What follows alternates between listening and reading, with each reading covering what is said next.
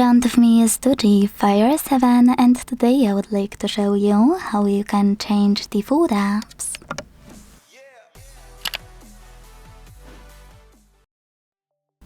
Begin by going into Play Store and downloading all of your apps you wanna set up as new defaults.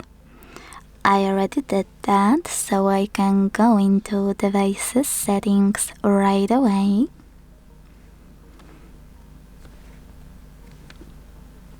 And click on Apps.